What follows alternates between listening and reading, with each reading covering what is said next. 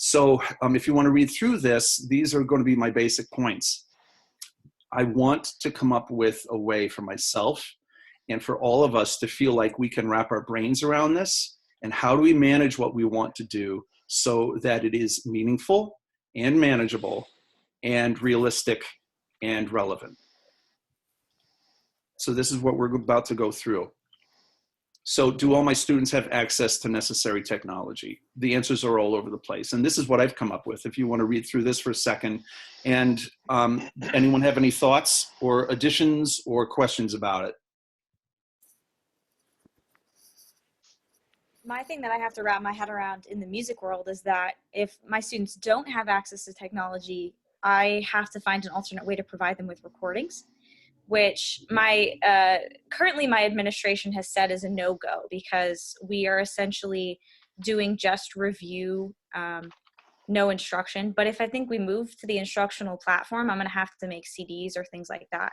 Yep. And just getting around the time-consuming nature of what that's going to mean is going to be interesting.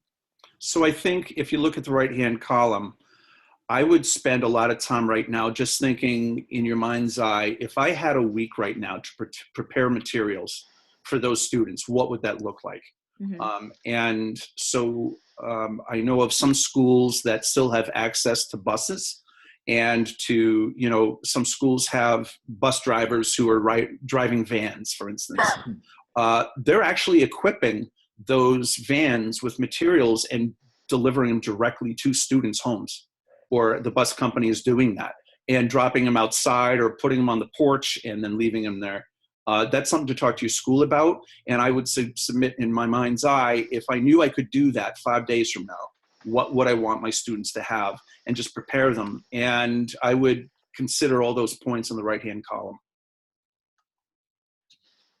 Other thoughts, reflections? Just to note that there are some publishers right now that are releasing copyright rules on their music because of these unusual circumstances. And I believe Hal Leonard is one of them. So if you have a closed classroom like Schoology or Google Classrooms, some of those publishers are allowing you to utilize their music. I did not realize that. That's huge. And that means also being able to make copies, I would assume, correct? So Kristen and anyone else in the same category, if there was material that you knew you wanted your students to have, I know at York High School we still have a secretary on the premises, and we can submit requests to her, and she can actually make photocopies for us and prepare packets. It's something to pursue for your own schools if you think that technology is not going to be an option.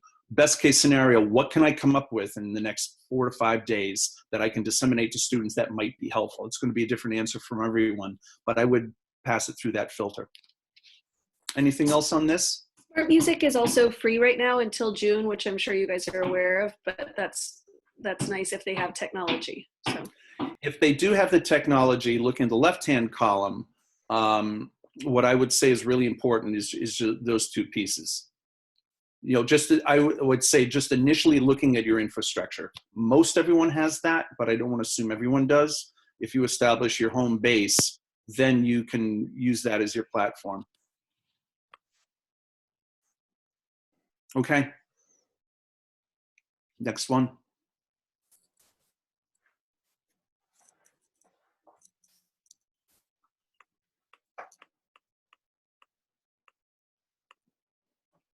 Thoughts, reflections, ideas? I think you have to be careful. We were just talking about this with Jason, the Zoom link, because Zoom is infringing on FERPA and privacy law with students where you can view them in their own homes. Google Classroom, Google Meets gets around that, but you have to be super careful about Zoom. Yep. So I put mandate Zoom meetings as a platform. Clearly you can use whatever platform you want. We're hearing lots of different things. There are some schools that are actually encouraging Zoom because the video quality is better, and they have no problem around that. Our superintendent actually sent a video message saying, it was funny. He sent a message saying, don't worry about being sued. He actually said those exact words. So if your superintendent or principal is saying you should worry about being sued, then yes, use Google Classroom or the the Google stuff. But if you haven't heard that, you can check in with the administrator. But Zoom is obviously a great platform as well. Bottom line, just know what platform is approved by the school and go with it. Yeah, and just everybody know the Attorney General's office is trying to examine this as carefully as they can as well to try to offer guidance to districts, but they are deferring to local districts' legal counsel to give them real concrete guidance on this. But yes, you're absolutely, a lot of you are correct in assuming or stating that the messaging has been mixed on this. So Yeah. And trying that's to provide some more clarity. It's another example how, this cannot be a one-size-fits-all presentation today. This is just exploring options, and you know what's best for your situation. Any other thoughts or comments on this? I would just share, in Yarmouth, in your left column, you're asking about mandated meetings. We're using Google Meet, and I asked the question about Zoom, but it wasn't answered in our general staff meeting yesterday, just because we'd be able to see everybody better. And two thoughts on that. One is the only really mandated time that we're being asked to check in with the kids are during advisor slots. And we do have a rotating schedule set up that's blue, white, gold. And gold is kind of like a work day. And at the end of each day at 2:45 to 3, they want us to do a meet with the kids. And I think that's working out pretty well. Most kids have access to the technology. For the other classes, we have options. We can do a meet. We could do a meet for part of the time, or we could offer like asynchronous work time assignments and that kind of thing. So that's kind of where we are with that. And yesterday in the meeting, I did ask the question about, for example, if you were doing a meet and it's just you and one other student, is that something it might make sense to record simply because, what if there's a complaint or there's some other incident that happens with that. And, generally we're having group meetings. And if it's an individual student, that doesn't really make sense anyways, but some people are meeting to go over work and other subjects. So just something to throw out there. It's a good point. Really good point. When I put up here, am I being provided mandated for them or for me? Those are actually two very different things. Are students being required to digitally meet during a time, yes or no? Versus, are you being mandated to have a specific time that you're available for students, yes or no? And so that also might impact what your approach to these two things are. Some of us have office hours, other schools are saying if you're a student, you will meet during this time with this teacher. That seems to be the minority by far, but again, whichever one that works for you, you can look at the column that works best for you. Any other thoughts on this?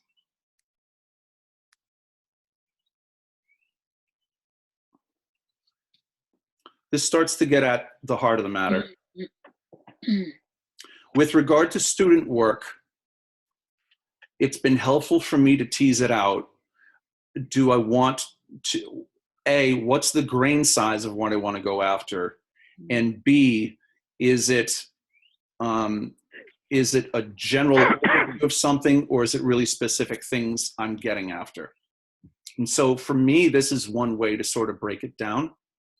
Thoughts, comments?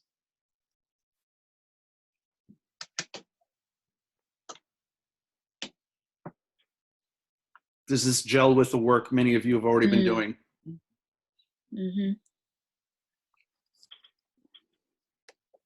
I think this right here is really important. If you want to develop in your students specific skills or knowledge, then which is it? And what you're going after, know for yourself, is it articulated or demonstrated? In other words, am I going to have students articulate what the problems are on these 2 pages of music that I've been practicing, and I'm going to submit that either in a conversation or write a paragraph on, here's the problems in my Eric Whitaker piece that I'm working on, and these are the things that I know I need to work on. That could be its own assessment. Do the students understand the background necessary to be able to approach a piece of music, which is very different than, are they able to sing it? Is it new information or applied? Applied, I'm going to sing through these pages using correct tone that we've already worked on, techniques that we've already worked on, or are you bringing in new material? Have you worked on phrasing in your elementary basic level choir? And if not, are you going to maybe do a project that requires them to demonstrate phrasing? Or is it your honors group, your honors band, and they already have these skills and you're assessing their ability to do it on a piece of music? So this is one nice way to break it down, how to approach anything that you're assigning your students. Any other comments, thoughts?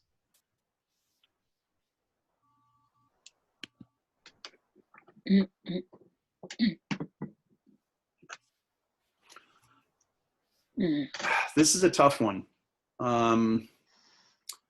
Some schools are requiring us to keep grading students. Other schools are not.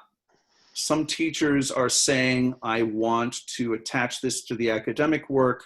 Other teachers are saying, my school and I are in a position where we're not attaching the academic piece, but we're looking for ways to engage students in positive experiences. Neither one is right, neither one is wrong. That's not even up for discussion. It's simply a matter of breaking it down, whichever scenario you are in. I would submit this is a way to approach it. If you're not, when you assign material or work with students and material, articulate to students that this is not intended to assess academic growth and you will not be graded on it. Preface it with that. This is not for a grade.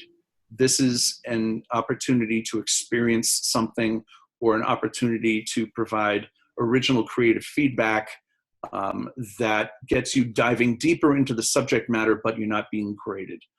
Certainly with my students, maybe you're finding the same. A normal teenager is going to say, in any scenario, is this graded? Well, they still have those questions. So I would say just be transparent either way.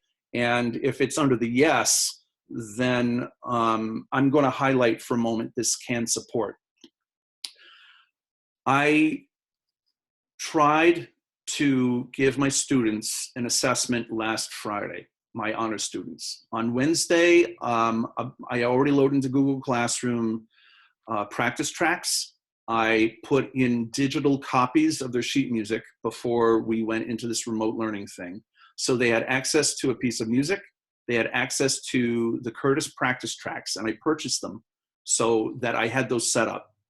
And I said, on Wednesday, your assignment is for this hour of chamber singers. So we are assigned every other day 1 hour that the students are supposed to devote to that subject. You are to work on this piece of music with your part predominant practice track. And it's a song we had already come close to learning and nailing down in school. And on Friday, I want you to take half an hour to practice it. And I want you to then submit your best video of it. I will assess it as I normally do in Doctopus. I will attach my rubric to it and we'll assess notes and tone and rhythms and all that good stuff. On Monday and Tuesday this week, I started to assess it. And the product was beneath what I needed it to be, because based on the time I had given them, they should have given me a product that was further along than what it was. It's okay that it wasn't, but then I asked myself why. And it was evident that some of the students did not put in that hour of practice time, and the video they submitted reflected it. There are some students that tried to put in the hour of time and don't know how to work that and manipulate it. And what does that look like, and how do I know when I'm ready to submit my video for an entire song? There are others that did it and did their best work, and it displayed and really showed what their pitfalls were as students. Okay, mission accomplished. That was the point of the assessment. When I tried to give feedback, I attached a rubric to their work. I gave written feedback. I even recorded feedback. And I realized that none of it was sufficient enough to get them to where they needed to go next. Does that make sense? Mm-hmm. I couldn't provide the support for them, despite my best efforts, that would allow them to raise the bar on what they did beyond my written comments, but that's not the support they need. What they need is then what I normally provide, which is a follow-up rehearsal or two, where my lesson plan is based on the feedback that I gave them, supporting their needs, and then they could do another round of my evaluating the same things. After, I think, 4 hours of correcting just the chamber singers assessments, I came to the realization that I can't do this. I literally cannot do this now. I can't be a teacher for them. So consequently, I came to the decision that I will not be assessing singing prompts for my chamber singers or treble choir anymore in an academic way. I will provide prompts for them. I will give them opportunities to sing.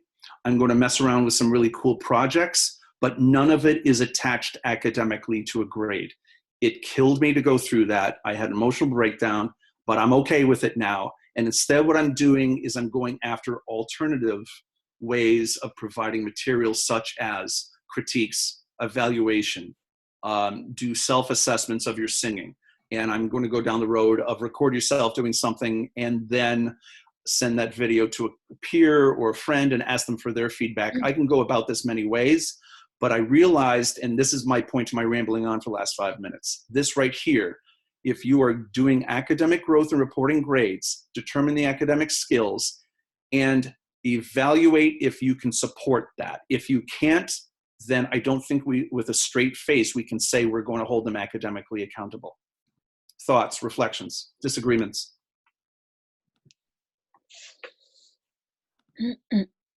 I just totally agree with you. We had a whole meeting as a district level with coordinators today about this exact topic and why we're not doing pass fail right now with the level of inaccessibility to electronic stuff. So Others? You know what, Yeah, I agree too. I'm in the same district as Jenny, and I think we're doing what we can, but what we do as music teachers is so reliant on being with the individual, hearing acoustic noise, looking at techniques and that kind of thing. And I think we need to revise our expectations for ourselves and for them, and that means revising our curriculum and our goals. And I think it makes sense to revise our grading as well. It's not a fair situation to put the kids in. We recognize that our goals need to change as teachers, and we need to allow them to have that same flexibility as students. Thank you.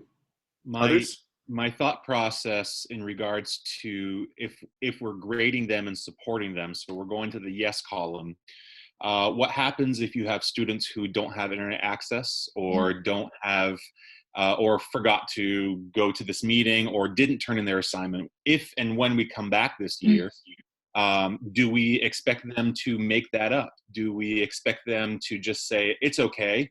Because if we do say that, then what are we saying about the academics? And if that is what we're going to look for? That's a really important question, because we can't say this is essential, but JK, if you didn't get it done.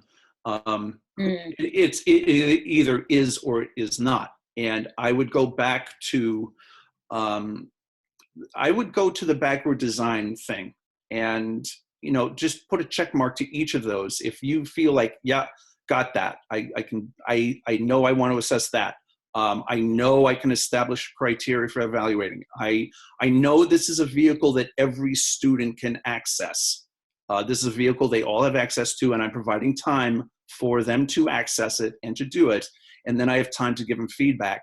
If there's a check mark next to all this, then holding students academically accountable, I think, is more than valid. And if they choose not to do it, that's the same as getting a social studies assignment that they choose not to do for social studies. We need to hold them accountable. I would just make sure, however, that there is a check mark in your own mind next to every one of these things. Because if there isn't, then the house is built on sand really quickly when they come back. And like, well, gee, I didn't have any way to demonstrate it because I didn't have internet. So what do you want me to do? Well, don't put yourself on that boat. I think there's two pieces. I think it's the district, what the district has done, right? So some districts have actually physically gone and made sure every student had high-speed internet. Ours isn't one of them. And my feeling really strongly is if you're not in a district that has supported the platform that you're working off of and endorsed it and paid for it for every single student, then we don't have a leg to stand on with anything electronically based. And so just purely philosophically for myself, I'm looking at what's going to bring joy to them and how am I going to give them some levity and joy through the next few months, and tabling everything else. So we're still singing, there's no accountability.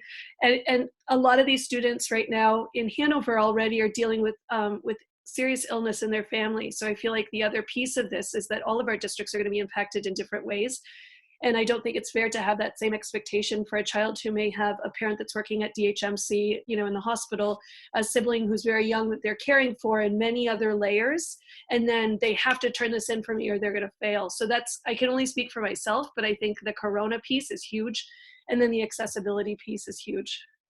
On both points, the accessibility, unless you're putting a check mark next to each of these for every single student, you can't go there, to your point.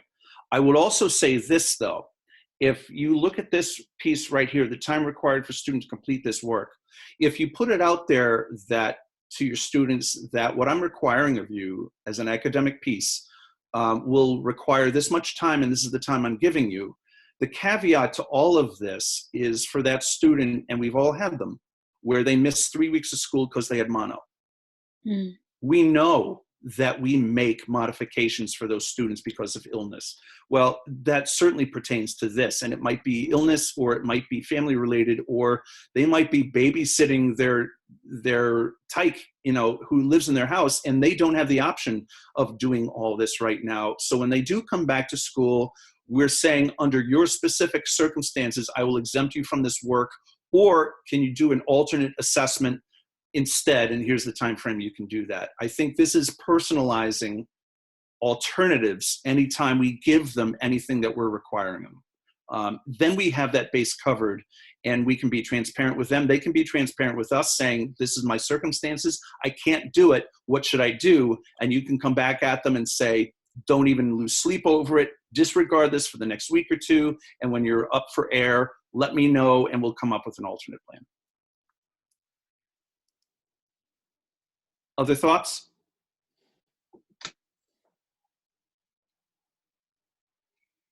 My last piece then is it's okay if you are not assessing academic growth and reporting grades. And to what you were saying, Jenny, is that if this is to engage students and bring some joy in their lives, then transparently say that in the best words that you can, that this is to provide an opportunity to give you something to look forward to and have fun with, and be really transparent about that.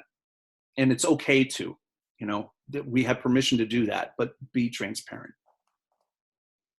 The next slide ties in a little bit to the component that we just talked about.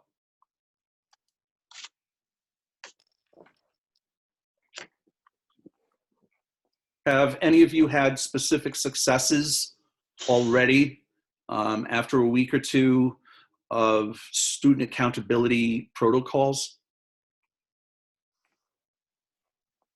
What I really enjoyed in my class is that I felt like I've already prepared them beforehand. So I use Google Classroom, and I have some assignments that they expect. And I always give them assignments on Monday, and I say, you'll have class time to work. And this is just general music.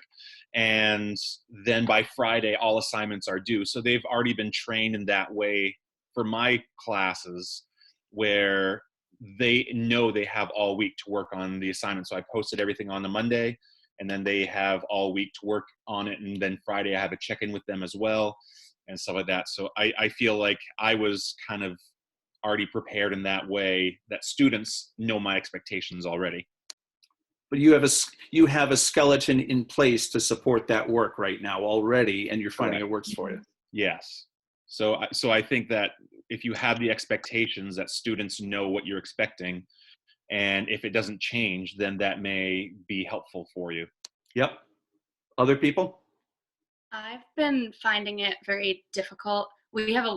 our regular expectations have pretty much gone out the window, because the school-wide expectations of what they're telling the kids and what they're expecting from the kids are very loose.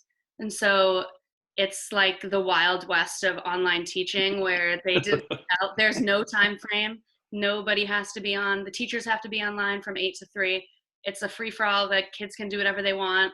So they're freaking out. Like, the kids are like, some of my teachers are signing stuff at 6:30 in the morning, and I didn't wake up till noon because I didn't know that I had to, and then it's due at 3:30, and I can't do your work and it's just like mental breakdown status Yeah. across the board, and nobody's really. And I don't want to say I'm just like supporting them the best I can. I'm not trying to be like, you will perish if you don't, or Right. measures of Eric Whitaker, but like an awkward situation to be put in. I'm in a really different boat than Drew's school, because they're like, your school, for this class posts on Mondays, this class posts on Tuesdays. Everyone has to give them a week to do the work. And so I'm trying to fit my expectations in with what the kids are going to be able to do, while understanding that other teachers aren't being understanding, and there's not really like a school-wide conversation being had about it, despite long strains of like teacher emails. There's no administrator setting us up for success. So like for us too, if a kid is missing, they're saying each teacher has to individually contact on their own every kid who didn't turn in their work for Wow. whatever day. And I'm like, well, that's 175 kids. I'm supposed to go through every Google Classroom assignment and then individually contact that kid's mom. It's just like, it's a lot.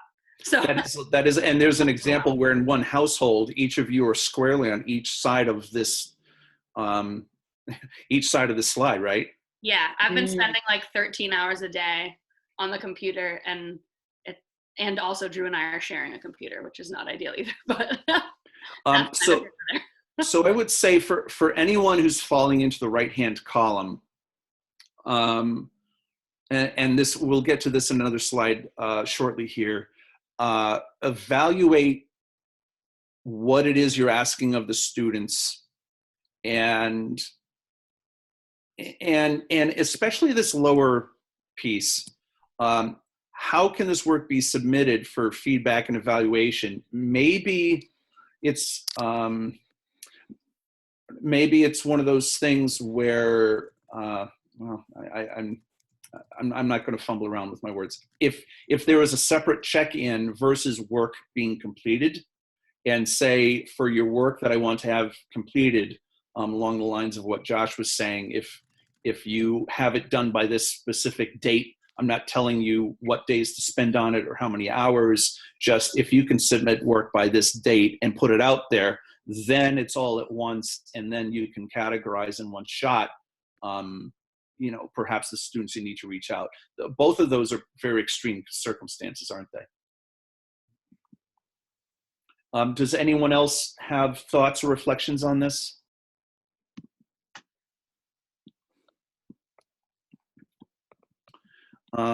If we move ahead to this one.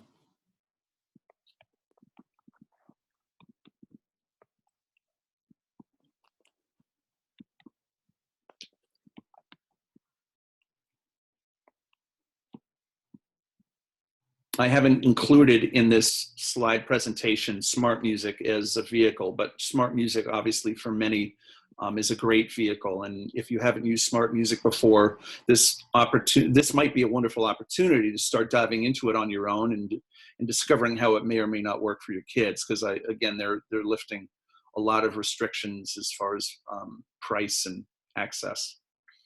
Thoughts on this, everyone?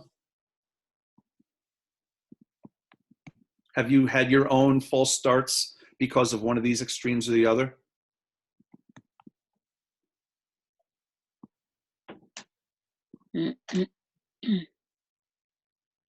Rob, I would share that I think the kids are dying to hear from us, and it is completely overwhelming. And I'm just starting with some really basic stuff, and even just emailing, whatnot, commenting in Google Classroom, they comment back, and it's highly appropriate, and it's right on the target and the content. But I think they're really missing us. And one way to just keep attached, and that's, boy, what does that take a lot of energy though, commenting on their little, snippets of playing that really aren't that great, or their writing that makes you kind of sad because it's so low. But you keep doing it like we are as teachers, and we keep trying to model. But that's the exhausting part, is the feedback, which I think it's wonderful we've got these resources, but at the same time, it's mentally and emotionally exhausting. But I think it's the most important thing we have right now with them, because we do have a connection with them. For my theory class, it's only 7 kids, so they can do compositions on flat, which I just discovered 2 weeks ago. It's amazing because they've upped their game apparently the last few years. So they're doing compositions remotely. They can then send those files to Google Classroom in an assignment, and the students are commenting and giving feedback. We're working on a theme and variations thing right now, and we just held a Zoom meeting as a class to listen to it and give more feedback, and now they're going to take it to the next level. Before we did that, everyone was commenting in the Google Classroom on a class comment. One of the things that we can consider doing, if you have Google Classroom, is assign a random question along the lines of what you're talking about, Sandy. I believe it was you, Sandy, who spoke, yes? I think. At any rate, yeah. You can, every once in a while, post on Google Classroom a question, and the question might be, obviously, if I could sit down and meet any composer of any piece I have sung in this choral program, who would it be and why? Or it might be something, do you prefer, why is the bass part the most important one out of all the 4 voice parts in choir? And just give them a chance to have a dialogue and go after it, just for the sake of interacting. And you might just use Google Classroom as a platform for them to interact. I cannot tell you how amazing it's been to have those Zoom meetings with students. And so many of you I know have experienced the same thing. I just about broke down and cried happy joy tears when the first time I Zoomed my treble choir last week. I think it was on Wednesday morning. It was completely optional. They didn't have to log in. It was at 9 o'clock in the morning, so 90% of them were still waking up. But we held the Zoom meeting and just having dialogue. And the funniest thing, and tell me if any of you have found the same thing, when we're holding remote meetings, they don't want to log off. Yes. Have others discovered the same thing? Yes, absolutely. Yes. Mm-hmm. I mean, to your point, it's like we're just providing the opportunity for them to interact. And we know in our own programs, our music programs are such ripe, prime opportunities for that to happen in their school day anyway. So I went from, okay, my Zoom meetings are going to be 5-minute touch base and then 10 minutes talking about content, to now it's 15 minutes and I'm sitting here eating my orange while they just talk. and I've actually heard some of them say, like, this is the best part of my day. And it's not because it's me, it's because that connection with someone. And for so many of them, this is their only chance. So, it really goes back, I think, to this slide.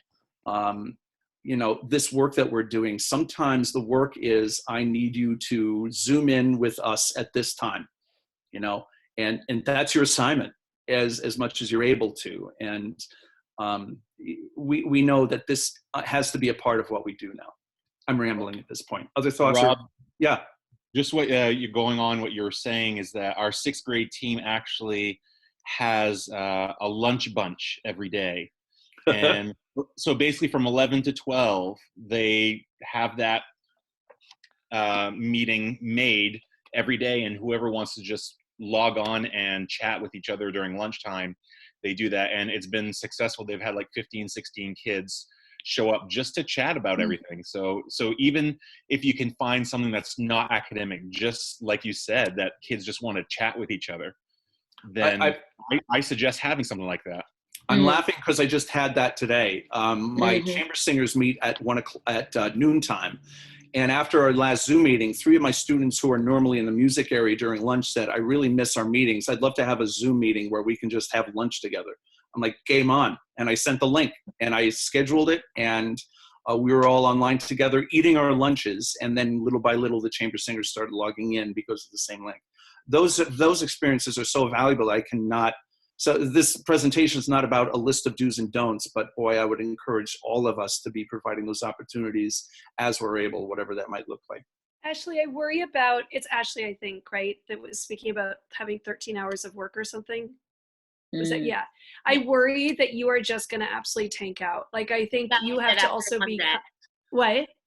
I did after like the first 2 days. Yeah, like, so this is gonna make you feel better. It's gonna make me feel sort of crummy, but I've got to share it because I feel like you need to know that there's like a person out there that's like just totally like going for joy and scrapping everything. So I'm home with my 4-year-old, with my 11-year-old and my 12-year-old, that I'm trying to get my 2 middle schoolers to do their work that is now optional, but not really, chase the 4-year-old and teach remotely in a content area that like I might have cried a lot about having to try to do from a desktop. So the only assignments my kids had this year were my music theory kids had to set up a Smart Music account. That's it for the whole week. My chorus kids that are in the honors choir were meant to listen to a track of a song that we're going to try to learn remotely and then learn how to Zoom. And then my project-based chorus kids listened to a TED Talk and wrote a paragraph. That was the whole week.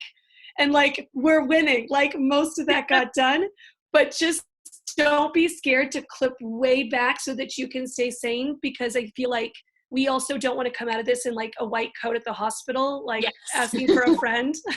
Yeah.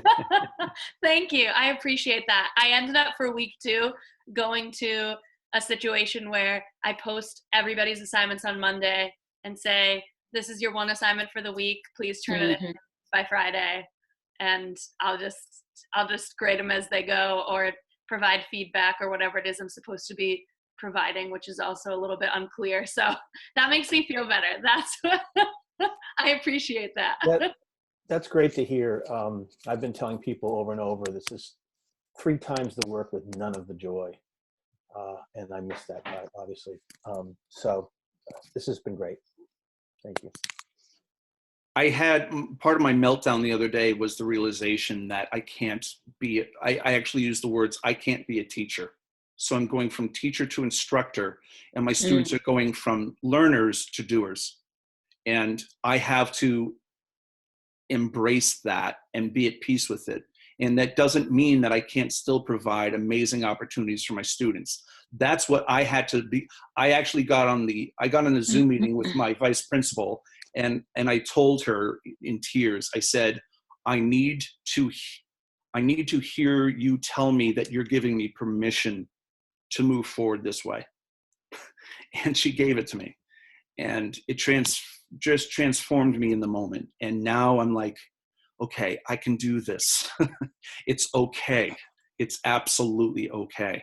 You know, and as we wrap this up in the next 5-10 minutes, a big takeaway for me has been that whatever we're doing, it's awesome.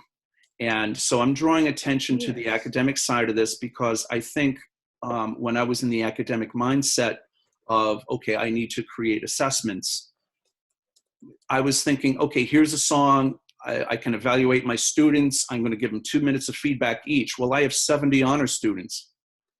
I was looking at what was it, 9 hours it was going to take me to give feedback on that one assignment.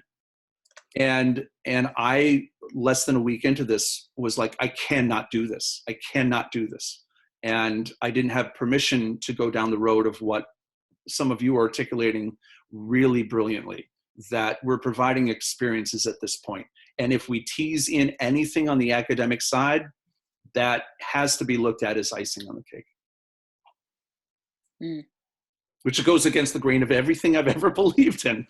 But we're not in reality right now. This new reality is so different. And, Steve, let's go for 3 times the joy and try to make it a reasonable amount of work. Nailed it. Absolutely nailed it. The nature of our beast is that we are all perfectionists, and we're not good at letting go of that. And I think that our idea of perfectionism and our expectation at the end of the tunnel is just going to have to change. Yep.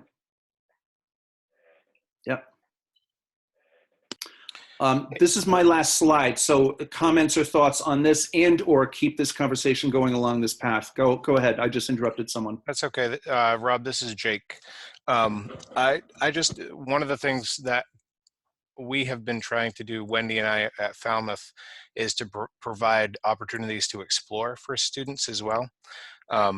So we've done a lot of listing menu options so that students have choices in order to promote them to be engaged and find things that they would not normally otherwise do in our ensembles. So I've had some great posts from students in the past couple of weeks playing songs that they've written or improvising for me, or just generally talking about a song that they encountered or want to talk about with others. So just allowing that flexibility for them to become explorers and not just doing the things that we're asking them to do and telling them what to do has been worthwhile. Jake, can you tease that out a little bit more for us for another few seconds? In doing that, the first thing that comes to my mind is I'm having trouble managing student data at this point as it is. I've actually thought how cool it would be to give them multiple opportunities to explore in their own way. I haven't come up with an infrastructure to monitor that and collect it in a way that keeps me sane. You talk to us about strategies that you two have come up with that you're allowing students those opportunities, presenting those opportunities, but you're not being then swamped with data and material as a product of that. Yeah, and I think that the way that I have done it is I've set it up so that students are required to post two learning evidences a week, and they're both due on Friday. One of the learning evidences is I'm just calling it part 1, which would be a music theory or sight reading option that they would do. And then the part 2 is broken down by standard. So creating standard, performing standard, responding, and then a connecting standard. And each one of those has a list of menu options for them to choose to do one of those components. And then from there, they submit either a video or a doc or a picture or whatever it is that illustrates that learning evidence for that particular standard that they were working on. And right now in PowerSchool, I've only set it up as a habits of learning grade that is just a check mark. Did they do it? Did they not do it? And it's not affecting their grade at this point. It's just keeping them engaged and seeing how things are going. And you by setting it up this way, you're keeping it manageable for yourselves on your end too. Exactly, yeah. So they really only have one submission and one assignment a week that they have to do. Love it. Yeah. And I'm happy to share out that doc as well. Do you mind, if, at the very least, sharing it with Jason, or if there's a way to share it in this?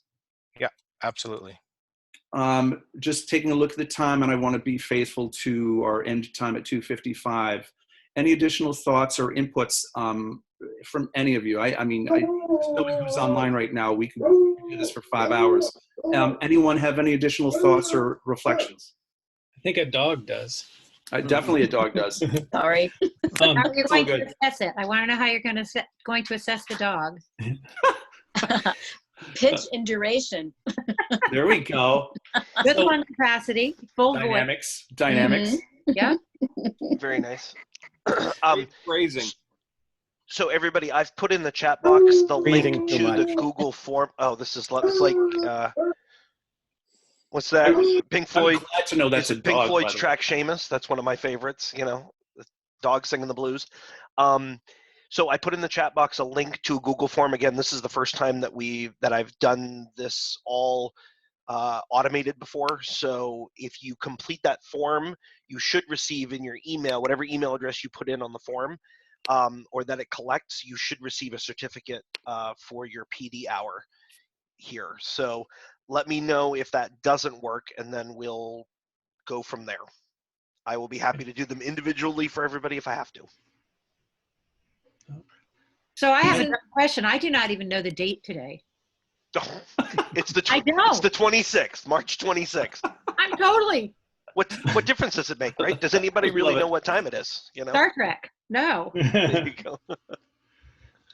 One thing I wondered about, and this this is completely technology dependent, and it may be much easier in a choir situation than a band, was trying to get the students and to sing a piece that we're working on, collect the files, and create a virtual choir performance. It's obviously a longer term thing. And the only step forward I made with it was in working on making some practice tracks. I was playing around with GarageBand to get the tracks to line up, because I was doing the piano part and then I was laying down a bass part and then a baritone part. I thought, well, why couldn't I take all their recordings and stack them in a GarageBand file and maybe make a recording of the choir? Absolutely. But it just means getting them to sing along and make that all exact. And then that made me think about last week was our react time. We got so much stuff emailed to us. We were adjusting so much last week to try to react to everything, because when we all were doing remote school. This week we have a little more time to probably think about what our trajectory is going to be. But I don't know, Jason, if you've heard anything, or if anyone else has, and it doesn't have to be now, but if it could get shared or posted some way, if there's software or a site or a good way to go about it. I'm going to throw this in there really quickly, Go ahead, Rob. because we won't go down this road right now, but iMovie has the capacity to add videos, and then you add your own audio. That's all I'm going to say, and you can play with that if you wish. Thank you. One thing, Rick, that I talked about with a group that met just before this session, and I'm working with some of the people at the corporate level for Soundtrap right now. It doesn't have the video aesthetic component, but Soundtrap does have some algorithmic possibilities to normalize audio tracks that you input. So if you're thinking about having your band play together or your chorus sing together, you could. It has some potential for that, and I've asked the Soundtrap people to put together a webinar for Maine music educators. So we're coordinating and communicating on that right now. So I would look for that in next week or the week after to be able to offer those sessions from somebody straight from Soundtrap that could show you exactly how to do what you're looking to do. Thank you. That sounds great. It's 2:54 my time. And I haven't even talked to Jason about this, so this is unfair for me to do it, but I would love to have a follow-up to this at some point, Tuesday or Wednesday of next week, completely optional, but just to having had this discussion, are there successes or things that you've experimented with that really worked as a follow-up to this, because we're all learning from each other. So I may ask for that from Jason for next week. Keep posted if we can do that. In the meantime, this fed my soul in addition to my professional needs. Thank you. And Jason, again, thank you for facilitating it. Thank you, Rob. Thank you, buddy. Thank you, everyone. You got it. So everybody, if you go to the DOE, yes, thank you, Rob, by the way, you're fantastic and awesome. Pleasure. And really, really rad.